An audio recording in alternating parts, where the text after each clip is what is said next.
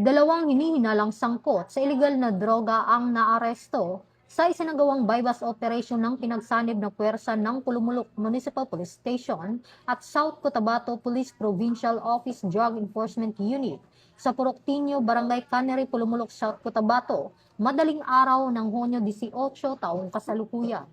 Kinilala ang mga naaresto na sina alias John, 29 anyos, alias Mike, 34 anyos, kapwa residente ng bayan ng Pulumulok.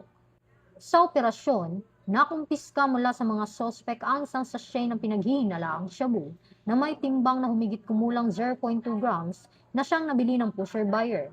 At 4 na sachet ng pinaghihinalaang shabu na may kabuang timbang na humigit kumulang 3 gramo.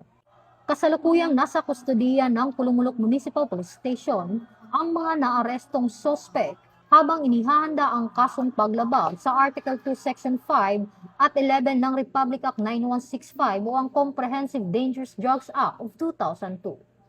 Muling pinaalalahanan ng pulisya ang publiko na makiisa sa kampanya laban sa iligal na droga sa pamamagitan ng agarang pag-uulat ng anumang kahina-hinalang aktibidad sa kanilang komunidad alinsunod sa advokasya ng bagong PNP para sa bagong Pilipinas, serbisyong mabilis, tapat at nararamdaman.